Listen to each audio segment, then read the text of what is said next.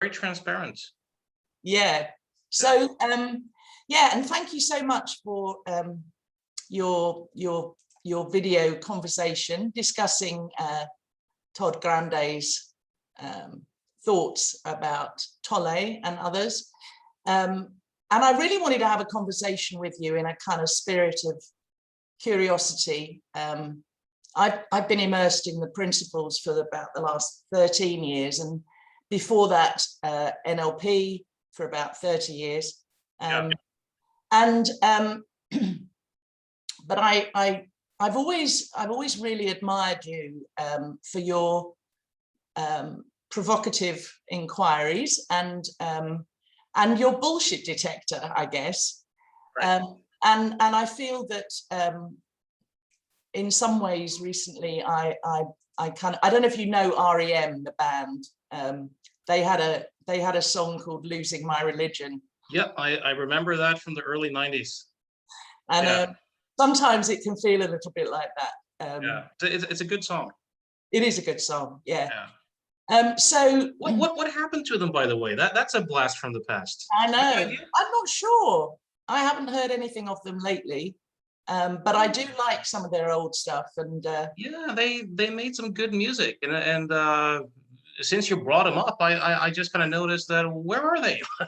They died off or split off or who knows? Don't know. They must be quite old now, I guess. Yeah. Anyway, yeah. So in that kind of spirit of curiosity, I found myself kind of jotting down a few bullet points that I'd love to discuss with you. Some of them overlap with each other. And yeah, just to kind of explore it with you, really. Yeah, I'm all for that. It's always cool to connect with people who I mean, it seems like we're swimming in the same water, you know, with exploring the principles and the NLP background, and so it's always cool to connect with people who have that background and who have an open mind. We're not married to or too tribal or too defensive of a particular paradigm. Exactly. Yeah. I enjoy that. So that's, yeah, me too. Me too. So great. Well, so I guess the first point that came to me was that you kind of agreed with Grande's criticism of Tolle and other spiritual teachers for having kind of too much certainty. But I heard quite a lot. You sometimes sound pretty certain yourself. And yeah, so I just kind of noticed that, and I mean, I guess we can only ever know what we think we know at the time. No, I think I'm a good natural born hypocrite, as you know, pretty much everyone. Well, yeah. That's actually the title of a book, which is kind of interesting, which kind of lays out the case that we're all kind of, you know, naturally born hypocrites. And yeah, I do come across as a very certain from time to time, and fall into the exact same traps. And there's also an element of you know, saying maybe that, you know, maybe this, maybe that, who knows, doesn't always make for the best presentation, because it's like, no, I agree. What the hell is this person talking about? You know, so yeah, there's also an element of that. Yeah, no, I can totally resonate with that, and I know when I lead my workshops and retreats about the three principles, you know, the feedback I get is that people buy into it because of my certainty. Yep. So yeah, it's I guess we all do that. The double-edged sword, I think. Yes, absolutely. And then the next piece was you. I mean, I don't know that much about you, but you. And I agree that actually some spiritual teachers downplay reason and science over much. But I got a sense that you maybe in that talk anyway were kind of downplaying other ways of knowing, and you kind of asserted that it was naive or perhaps foolish, and I kind of, it reminded me of, I'm very much into etymology and where words come from and stuff. And I remember reading years ago that the word naive is really interesting. It started out meaning sacred. And then it kind of morphed as a meaning into silly. So and then it morphed again into what we now think of the meaning, which is kind of foolish. Right. So I just thought that was, you know, interesting. So, yeah, what's your view about, like, I mean, like you, I don't think we should downplay reason. I don't think we should downplay science. I think it's very important, but it feels to me like one, you know, like a bird has got two wings. That way of knowing is one wing, and it's not the only thing. Yeah. No, I agree with that. No issue with that whatsoever. Yeah. I think some of my natural tendencies are to slightly mismatch, to use a term, and I have a pretty like wide range of background, you know, having, you know, explored many different modalities and directions, and I think my thing is like I never completely buy into any any paradigm. Yeah. Even though I may you know, really like and really endorse a lot of it, there's always stuff that I don't quite jive with, and as a result of that, I think whenever I go to, so for example, if I go to an NLP place, I'm likely to be seen as the outsider there because I'll question the stuff that I'm not quite on board with there.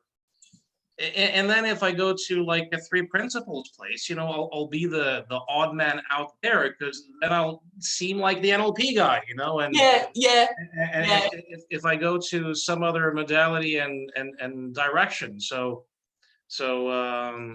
but I think to give you, so for example, I do some mentoring, you know, with people who, you know, want to see clients for a living and that sort of stuff, and sometimes I get contacted by people who have had, you know, what you could call a spiritual experience of sorts. And based upon that spiritual experience, of course, they're making sense of it, right? They're interpreting it and making sense of it. And some of these people have no other like knowledge set or background or anything, and I just into it completely cold. Yeah.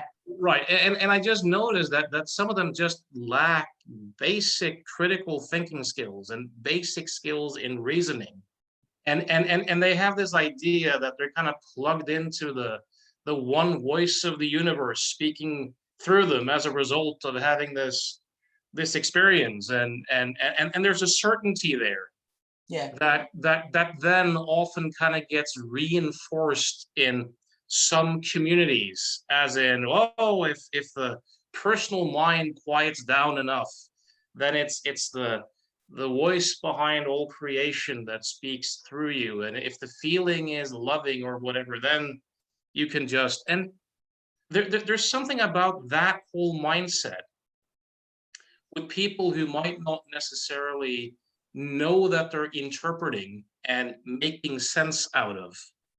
That I think I'm not saying always, but I think in many so-called spiritual communities get downplayed.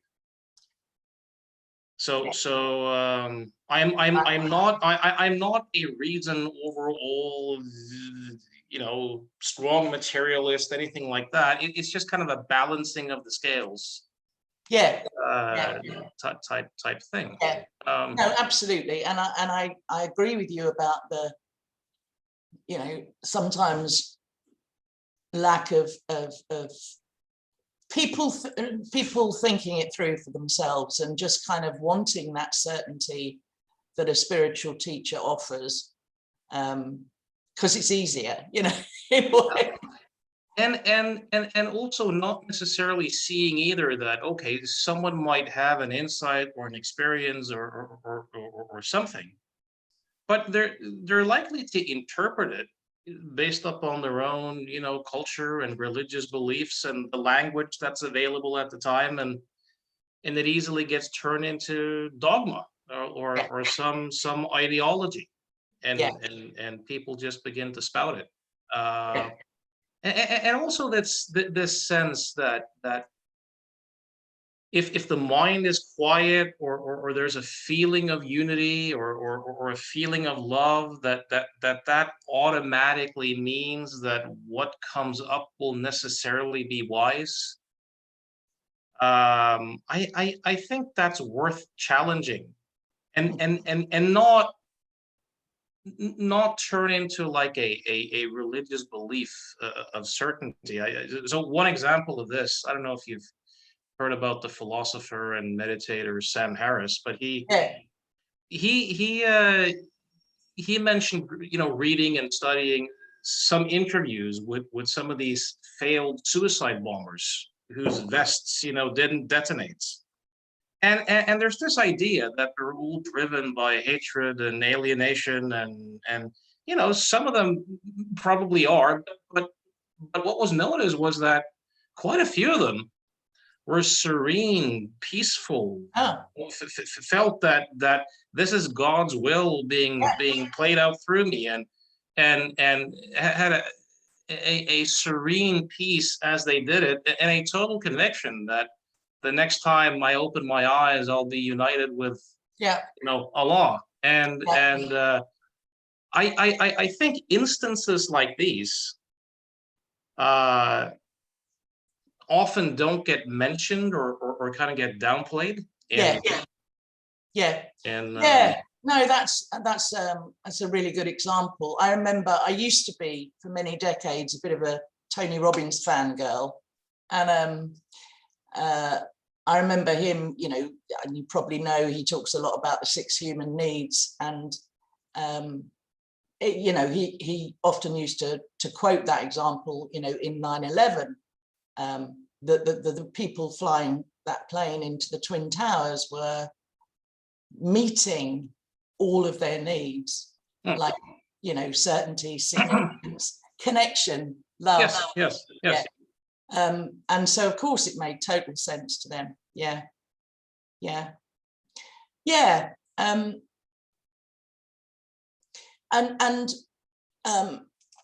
So again, I suspect we're gonna end up agreeing with each other more than disagreeing, which is great. But there's a kind of, I wondered what you thought about the, I'll just share screen with you if that's okay. So this is a slide I sometimes use, as you've probably seen similar things before. But I'm really just curious to understand your take on this. So to me, it seems that sometimes in what you said in that video,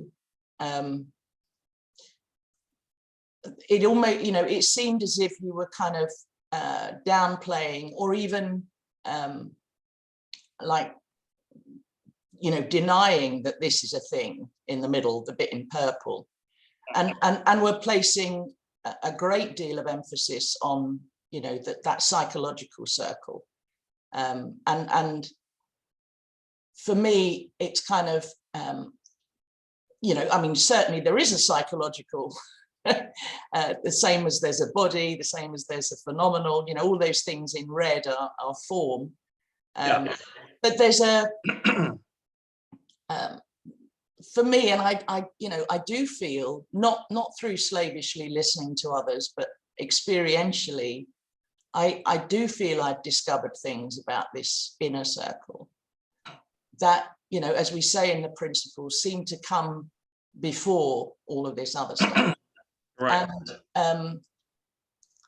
And I can't, you know, I can't prove in a scientific sense, but that that just seems very true to me. And in your video, you know, you spoke a fair bit about personality and personality constructs and personality disorders. And I find as I've gotten, I mean, I started out as a psychologist, that was my background, but I have much less respect these days for all of those constructs.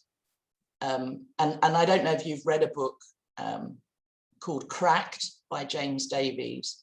No, I haven't. I really recommend it. He basically trashes as a few people have done over the years, but the kind of psychiatry as a profession, and shows how you know, most if not all of the disorders that are in the, you know, DSM, for example, were just made up with no real scientific.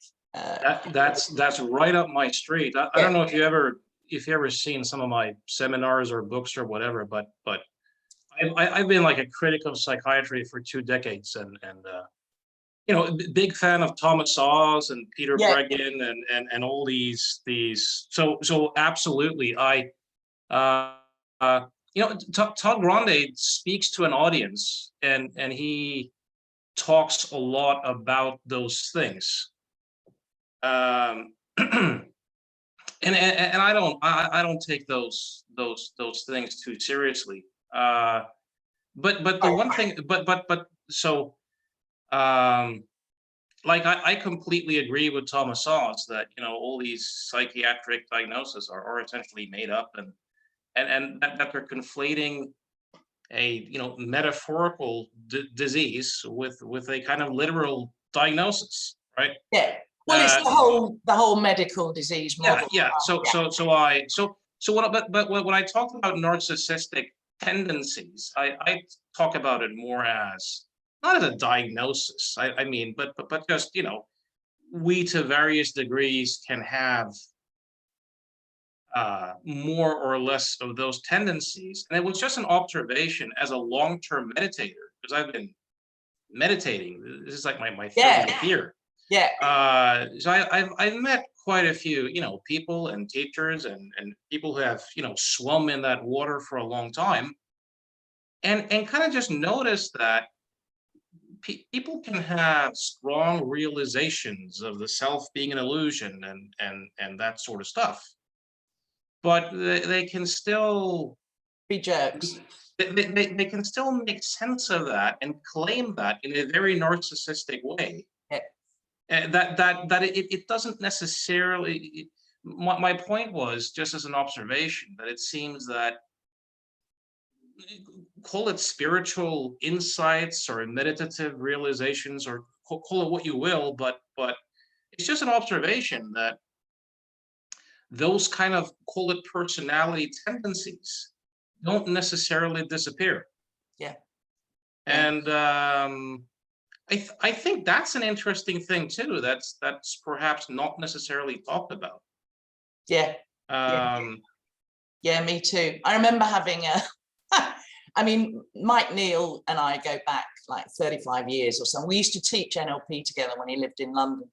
Right. So very good long-time chums. But I remember having a disagreement with him about, he was telling a story on a seminar I was on about how he'd misplaced his car. He'd parked it somewhere, and I don't know if we can talk about this particular story. And then you know, and so he kind of came home and listened for wisdom, and sure enough, you know, the voice of God, I'm exaggerating, but like the voice of God said, you know, turn left, and there was his car. And I kind of I really, you know, if there is such a thing as universal wisdom, I don't think it gives a shit about his car. Right. Like, you know, and Michael has the resources and the smarts and the wealth to kind of, you know, like he could work that out for himself, right? So, you know, we kind of had a big debate about that. So I think often the things that people ascribe to wisdom speaking through them can often be quite egoic and narcissistic, and, you know, and I'm quite impatient with that. But I have also experienced what I call nudges that don't seem to, they have a different quality of feeling than that. They're kind of, indeed, they're most often not about me at all. Yeah. Like as a separate, you know, me and my desires and my wants and, you know, all of that kind of stuff. So I think there's something else going on. And I agree with you that we can convince ourselves of anything, you know. Yeah. You know, and I don't have the answers. I agree with you. I've had a couple of experiences in my life that I have no rational explanation for whatsoever. And one of them is my now wife was going to pick me up at 8 o'clock. This is 22 years ago. We were going to a friend's for dinner, and we were just dating then. But she and I've never been too precise with time. Meaning, if someone shows up 10 minutes late or 15 minutes late socially, I probably hardly notice it. But for some reason that day, like 10 minutes before the time, my whole body got cold, and I had this unique cold fear that something was completely wrong. So I ended up calling her mother, which is completely out of character for me, because this was even before 8 o'clock. Right. Like before she was even supposed to show up.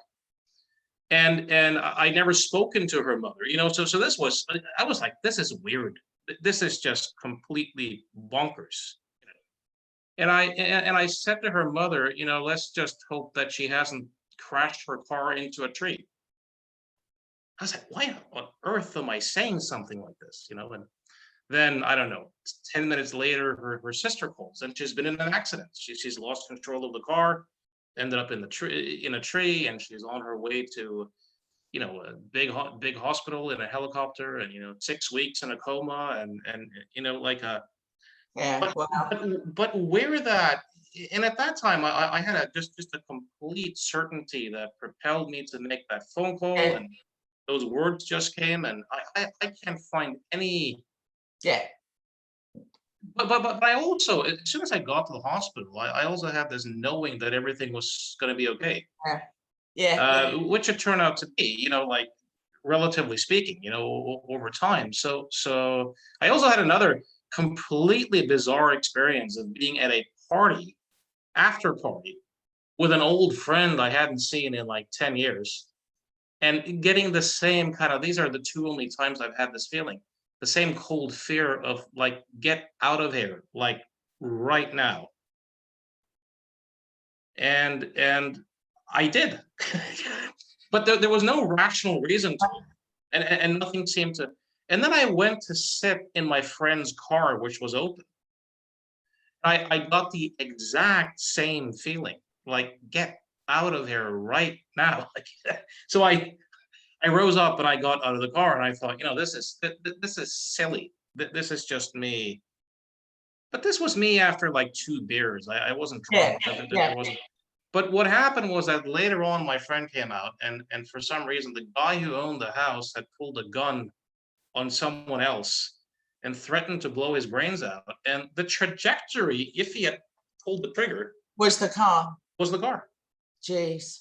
So those are the two experiences in my life, and there's only two, that I've kind of racked my brain and kind of go, there's no.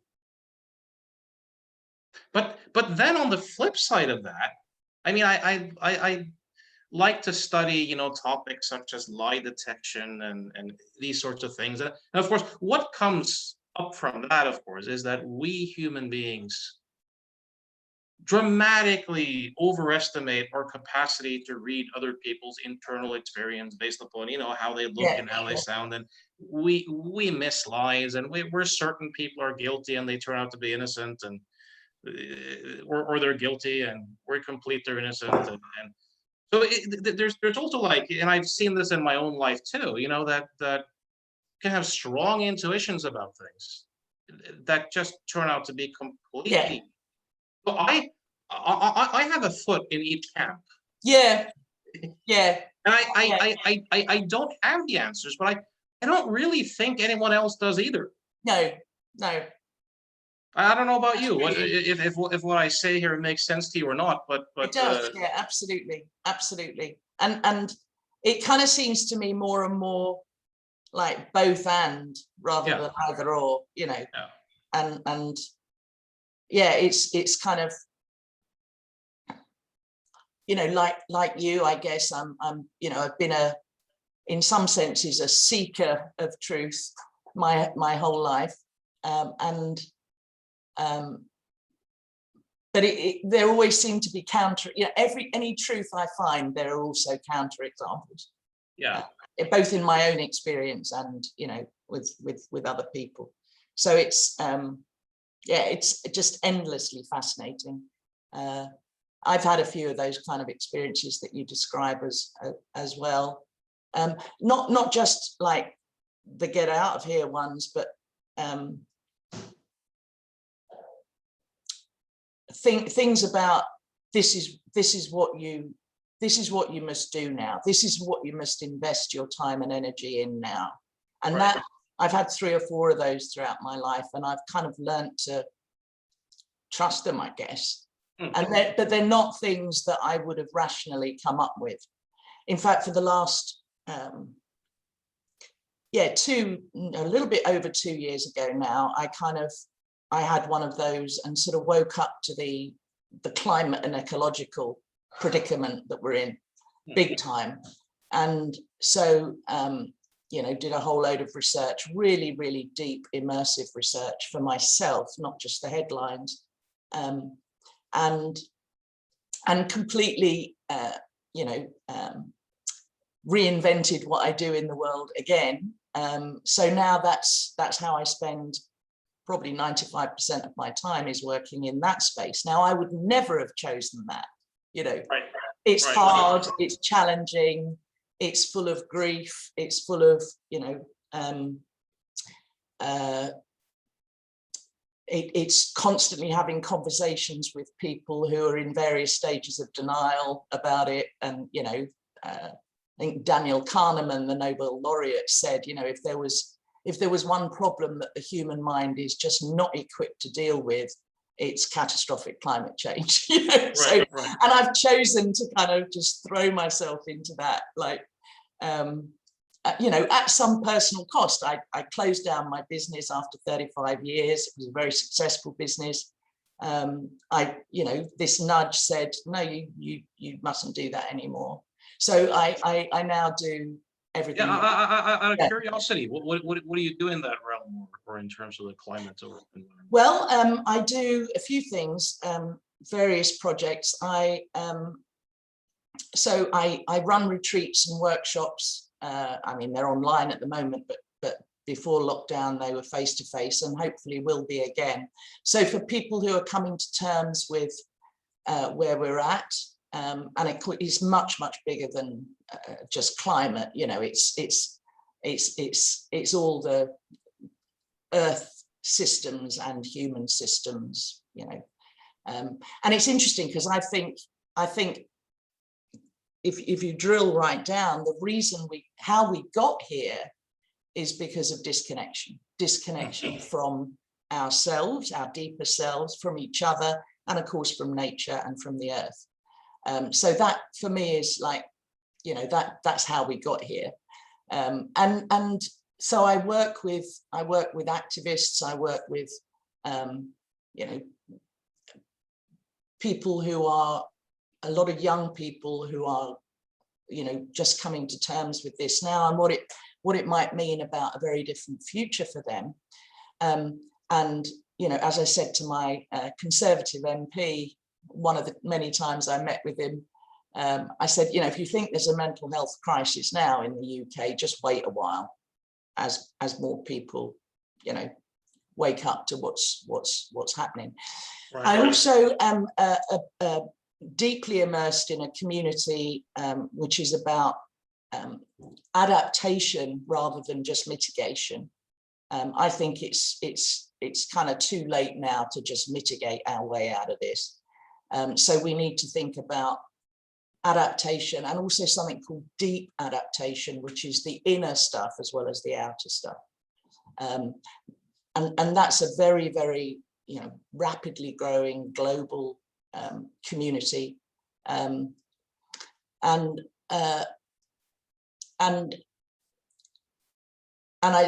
I run these retreats and workshops, which are designed to help people face into it. And of course, nobody knows exactly. I'm not pretending any great certainty, but I don't think it's going to go well, generally. And helping people to face into that with courage, with well-being, with resilience, with creativity, so that they don't kind of just pull back into, you know, despair, depression, denial, or anger, or fear. So it's kind of looking it in the face from a place of love and connectedness. Yeah. And I've also started a community group just about a year ago with a few other people I live in a county called Hertfordshire, which is just north of London, which is a kind of county-wide community group. And we're, and again, I never in a million years thought I'd be doing this. I spend a lot of time in meetings with local government politicians, just trying to get them to take this notion of adaptation more seriously, right? And to kind of wake up. So I run regular webinars on this deep adaptation thing.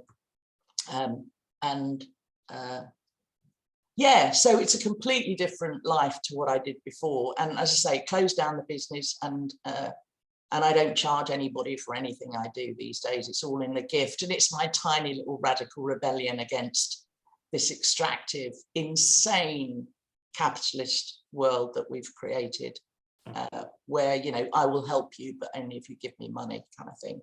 And I know, you know, I'm really privileged. I made a shitload of money over the 35 years I ran the business. So I know it, you know, not everybody can afford to do that, but I can, and I am. So, and it feels really, really good. So, yeah, that was just an example of how one of these nudges. And it's interesting. What I'm trying to do now is kind of bring the strengths of this, of for example, the three principles. My three principles chums are mostly not awake at all to what's happening to the planet. And my deep adaptation chums are not awake at all to the three principles. So it's kind of like I'm running an online course at the moment which brings those two things together. But yeah, but that was just an example of one of these very, very strong nudges. And you know, I can't say with any certainty where that came from, but it certainly wasn't from, you know, ego or because it would actually have been far more comfortable to carry on doing what I was doing. Right. Yeah. Sorry, went on a bit of a sidetrack. Oh, no, that's completely cool. I was curious to listen to it. Yeah. But I really recommend as one of your next books, this book called Cracked. I was about to ask you the author again. I remember. Yeah, so it's James Davies. James Davies, and he. Yeah, I mean it's fascinating. I mean, I kind of knew something about the history of, you know, the various versions of the DSM and so on, and but he goes into, he went and found, and you know, they're all kind of quite old now, but he went and found a lot of the original psychiatrists and interviewed them, and they're all retired and they kind of don't care anymore. So they were being really honest with him about how they kind of, you know, yeah, we sat around in a room drinking coffee and made it up. And and even, you know, lovely stories like they were trying to decide, you know, with a particular disorder, how many symptoms you had to have in a 2-week period to be diagnosed with this thing. And one of them said, well, let's have, you know, let's say that you've got to have 3 of these or 4 of these 8 symptoms to get a diagnosis. And one of the psychiatrists in the room said,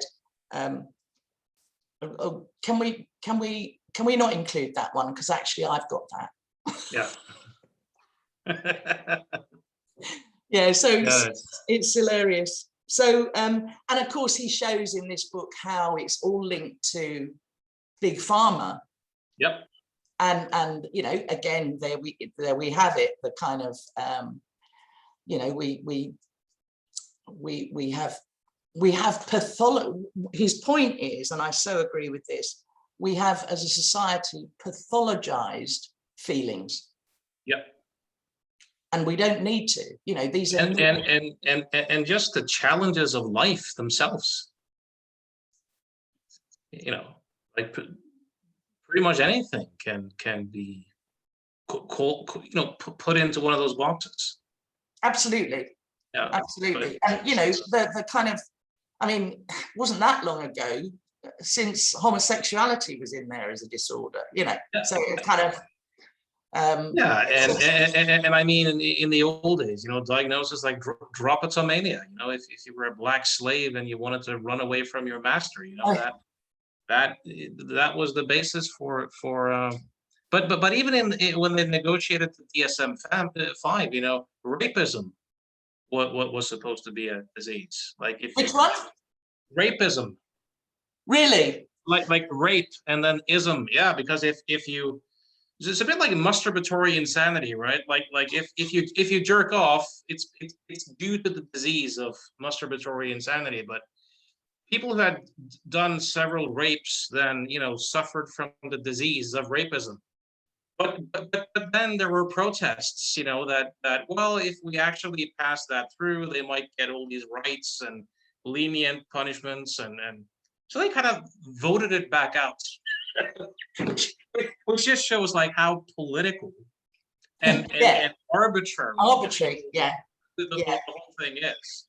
Yeah, absolutely. Yeah, anyway, I think well worth reading. Yeah, so what else have I got here?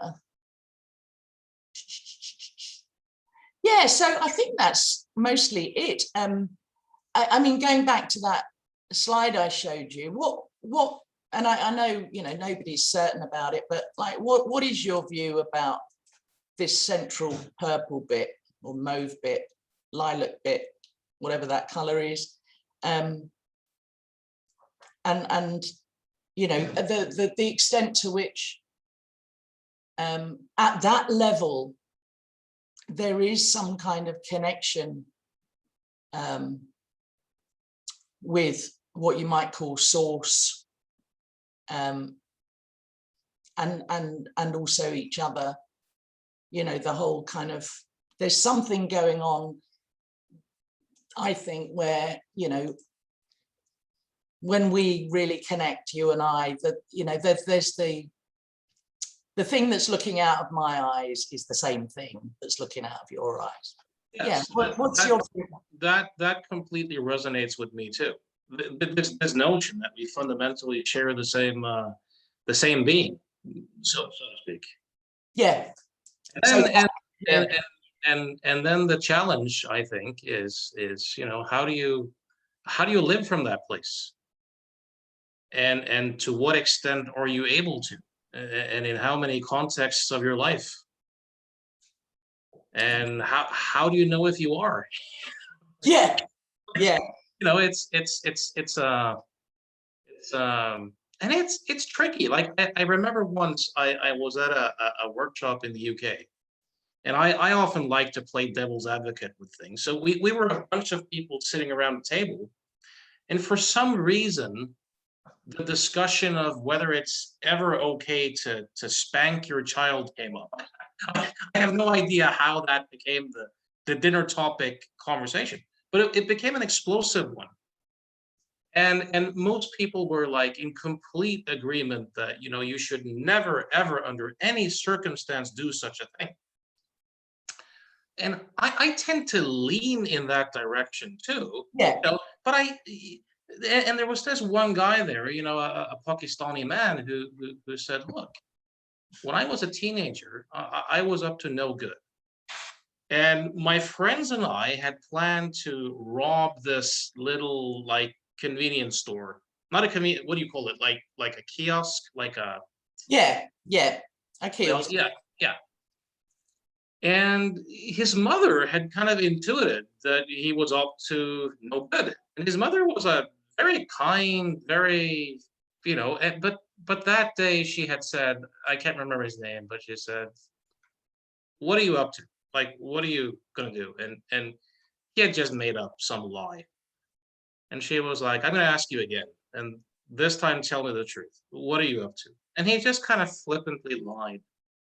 So his mother gave him, like, with a flat hand, like a right hook from hell or heaven or whatever you might. Just slapped him across the face, like intensely, like not a light one, and just shook him and yelled at him, and that broke him down. Like he ended up not, and his friends ended up robbing that kiosk, and one of his friends stabbed the owner. So they went to jail, and it was just a complete catastrophe, the whole thing.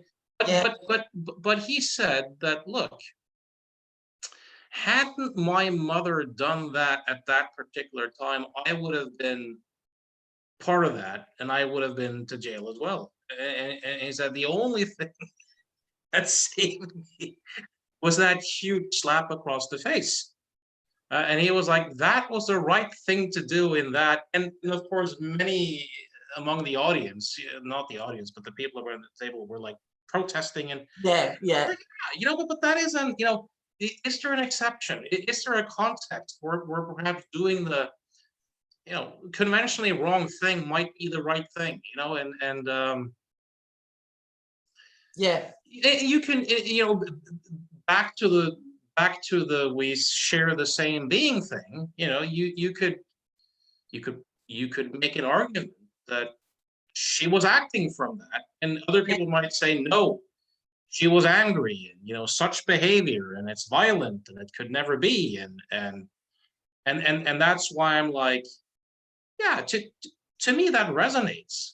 yeah. But working out the implications of what that actually necessarily looks like is I think often the challenge. Absolutely. And it's something I mean, it took me ages to get my heart and my head round, was you know, the idea that somebody who you know became addicted to drugs or alcohol or whatever it was, there's a way in which that's wisdom too. Like, yeah. You know, a kind of a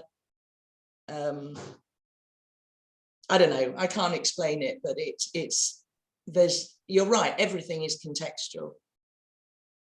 Everything is contextual. Yeah.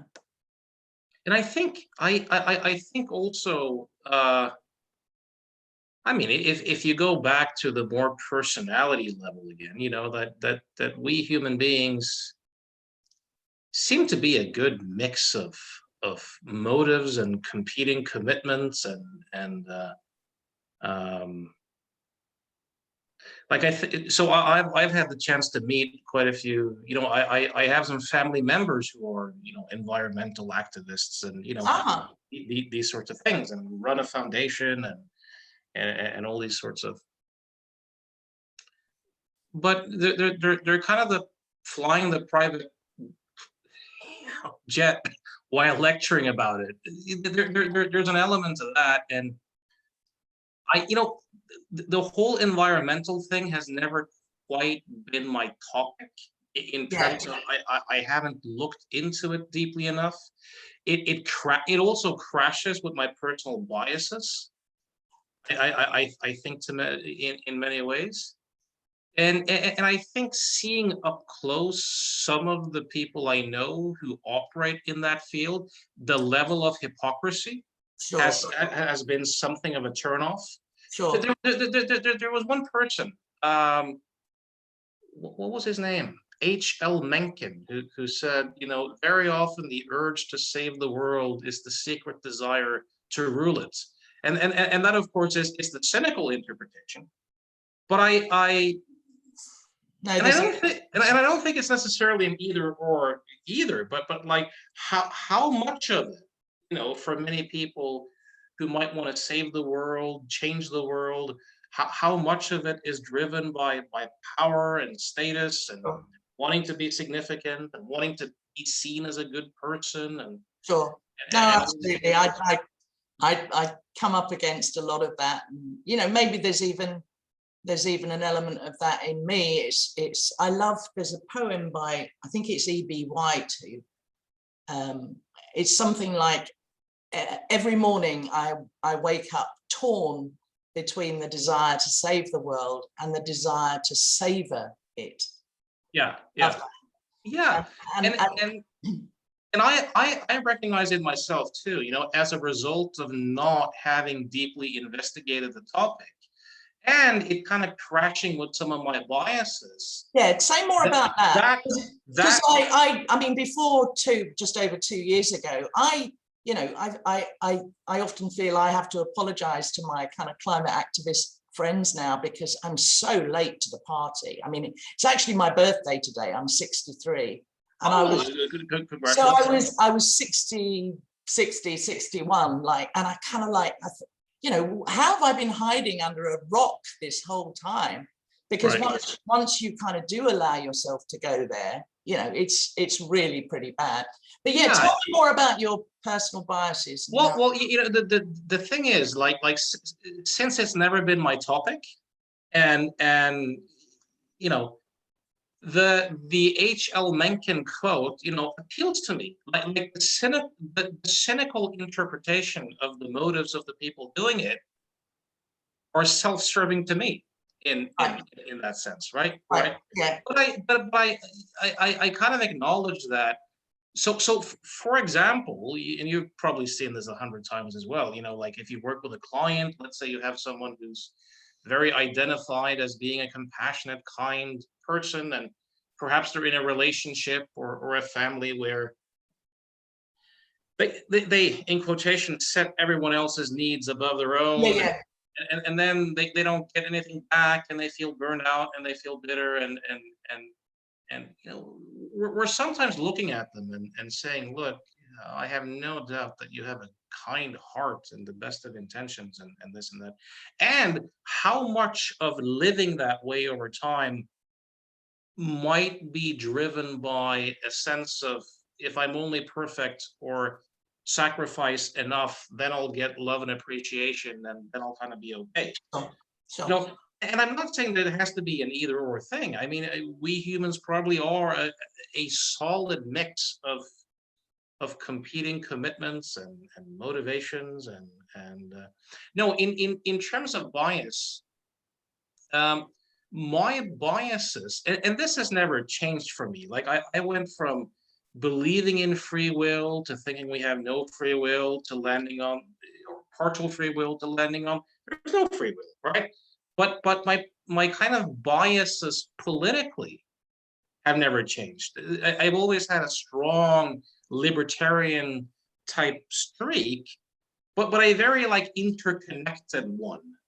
A very strong preference on things being voluntary and not this and that. And I think just in terms of biases, that almost everyone who talks about the environment that I know and meet lean very strongly in a kind of, well, you could call it leftist position politically, where I kind of disagree with so many of their opinions on topics I have looked into. Yeah, that I kind of go, it's no. actually one of the real challenges in like communicating this stuff is, you know, that if you take your typical leftist activist, the very arguments they use to try and convince other people are the ones that put them off, that turn them off. Right. You know? Yeah, it's been well studied as a kind of phenomenon. There's an interesting thing in that.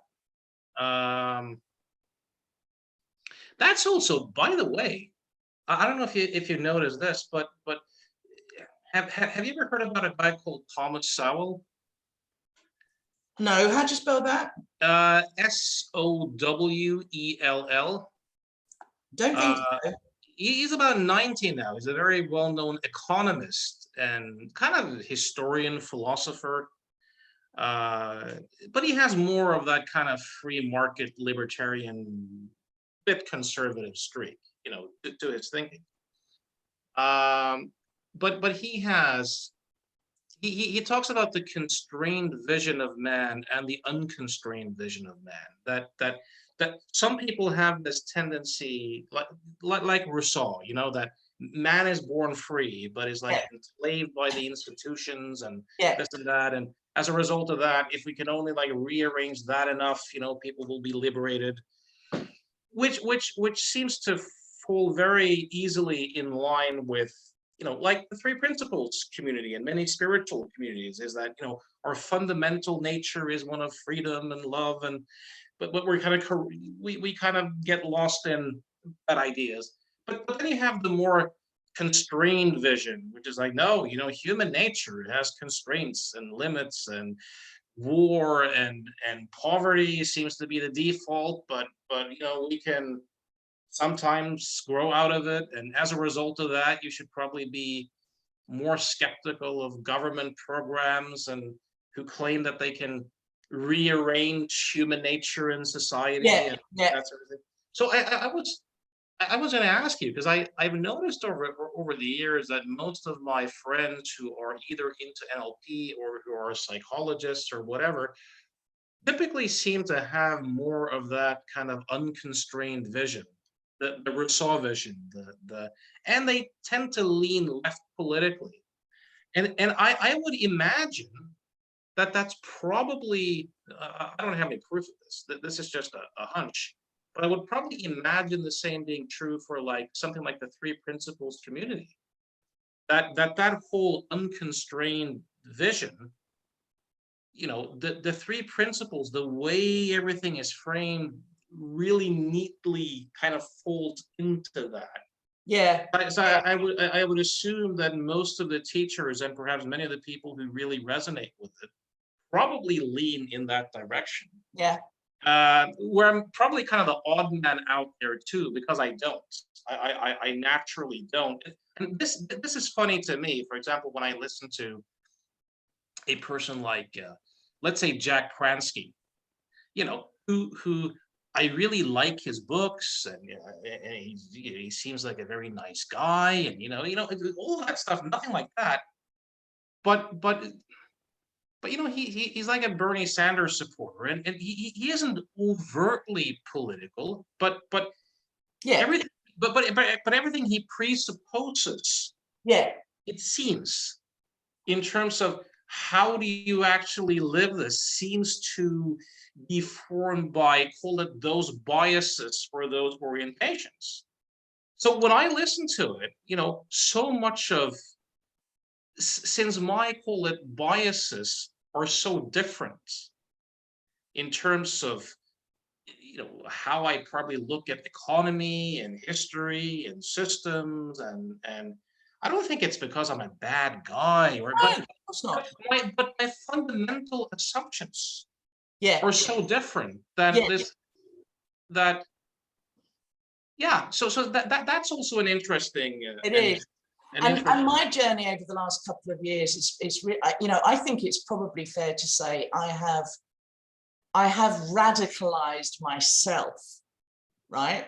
In some cases kicking and screaming, But as I find out more and more about, like, and you realize that, of course, everything is connected. It started off being about the climate and the ecology, and then very quickly you see that it's everything. So I've learned so much over the last couple of years about, you know, as well as psychology, sociology, history, you know, economics, the rise and fall of civilizations, how that happens, you know, which, like, and everything comes together.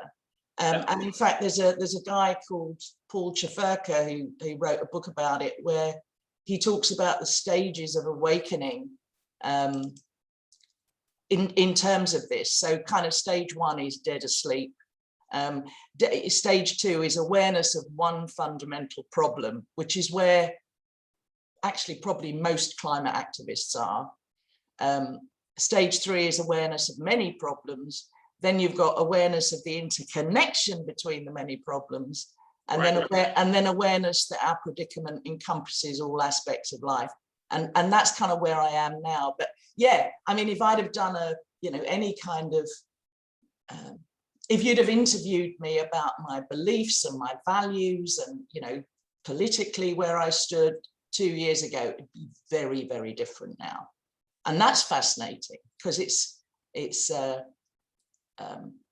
that's one of the most fascinating things at all, because like I've often thought, you know, like if you watch a political debates, for example, you have these people who, like, for years have debates with their political opponents, and, you know, some of the arguments have to be good, you know, but how rare it is to see someone truly change their opinion.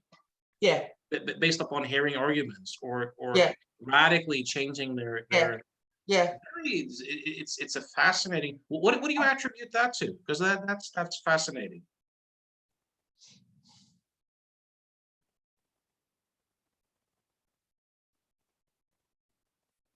Don't know. And I've got to jump off now, unfortunately. I love talking to you. We must do it again. Yeah, I like speaking to you too. But yeah, I don't know. It's a. I think it's you know, coming across and connecting deeply with people that I probably wouldn't have done before. It's a whole load of self-education and learning. It's a whole load of contemplation and reflection, and challenging what I thought was true. You know, yeah, it's been a whole journey. I mean, I could rant on about that for a very long time, also. But listen, Joergen, thank you so much. Thank you too. I really enjoyed the conversation. I've really enjoyed it. Yeah, really enjoyed it. And yeah, let's keep in touch. And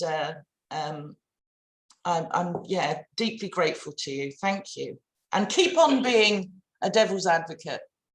I don't think I really have much choice about it. It just seems to, you know, naturally, it just seems to be the natural thing to do. Yeah, brilliant. And I kind of enjoy it, you know. I tend to enjoy to just stir things up. So there's, you know, sometimes people say, "Oh, you're just being provocative," and like, there's an element of that, but there's also an element of just my fundamental assumptions being so different that if I do speak my mind, it's gonna, you know, push up against other people's assumptions, and some people then, the only way they can make sense of that is, well, if I were to say that, I would have meant to insult or provoke. So therefore, you have to be doing that. Yeah. But often it's just a different opinion. It's just like, well, absolutely. I'm going to send you. Obviously, it's up to you whether you watch them or not. A couple of there's a whole. I'm sure you've come across this whole field called sense making, and particularly sense making in what might be, you know, a time of risk. And you know, where I agree with a lot of the kind of thinkers about that. There's a guy called Daniel Schmachtenberger, I don't know if you've heard of him, who's just like, he's so bright, you know, he kind of makes my head hurt. Just and another guy called Jamie Wheel, and they talk a lot about how can we, you know, what we really must do now is help people to sense make, because we're really crap at it, most of us. Yeah. Really crap. And unless we do that, we're just, again, you know, going to carry on being the fodder for, you know, perhaps dubious politicians or elites, or, you know, kind of just stay being good little consumers. You know, we've got to kind of wake up. It's a bit like you were saying with the cell, you know, this kind of unconstrained vision, rather than just plodding along on the same old grooves. So I'll send you a couple of things that you might be interested in. Please do. And if that thing about visions, I think that would resonate with you, because Thomas Sowell is just such a great thinker. There's a book called A Conflict of Visions, where he really lies that thing out. It might give you some ideas on how you can reach people who kind of operate from a very different set of assumptions. Yeah, great stuff. Once again, Joergen, thank you so much, and have a great day. Same to you, and we'll speak. Yeah, hope so. All right. Okay. Okay. Bye.